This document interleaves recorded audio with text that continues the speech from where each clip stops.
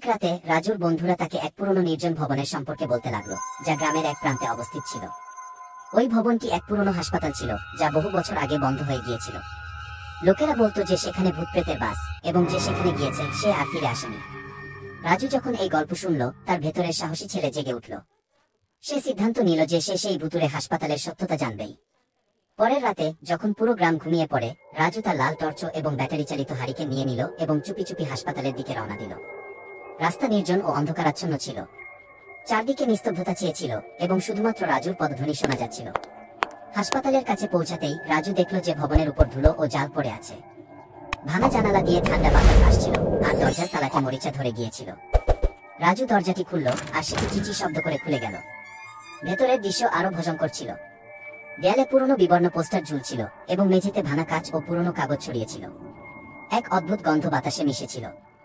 রাজু তার টর্চ জ্বালালো এবং হাসপাতালের ফাঁকা করিডোর ধরে হাঁটতে লাগল। হাঁটতে হাঁটতে সে এক কক্ষে পৌঁছালো।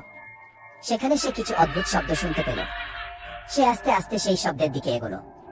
যখন সে কক্ষের কাছে পৌঁছালো, তখন দেখল যে এক পুরনো হুইল চেয়ার একা একা দুলছে, যেন কোনো অদৃশ্য শক্তি সেটিকে চালাচ্ছে। রাজুর হৃদস্পন্দন দ্রুত হতে লাগলো, কিন্তু সে সাহস হারালো না।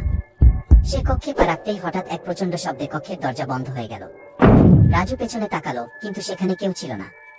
হঠাৎ কক্ষের দেয়ালে রক্তমাখা হাতের ছাপ ফুটে উঠল এবং এক ভয়ঙ্কর চিৎকার পুরো কক্ষে প্রতিধ্বনিত হলো। রাজু নিজেকে শান্ত রাখতে চেষ্টা করলো এবং তার টর্চের আলো দেয়ালের দিকে ঘোরালো। ঠিক তখনই সে দেখল যে এক কালো ছায়ার মতো অবজব ধীরে ধীরে তার দিকে এগিয়ে আসছে। সেই অবজব একটি পুরনো ডাক্তারি পোশাক পরেছিল এবং তার মুখে এক বিভীষিকাময় হাসি ছিল। ডাক্তারটির চেহারা বিকৃত ছিল এবং তার চোখ রাজুর দিকে নিবদ্ধ ছিল। ডাক্তারটির কণ্ঠ প্রতিধ্বনিত হলো, তুমি এখানে কি করছো, ছেলে? এই হাসপাতাল এখন আমাদের। এখানে কোনো জীবিত মানুষ আসতে পারে না।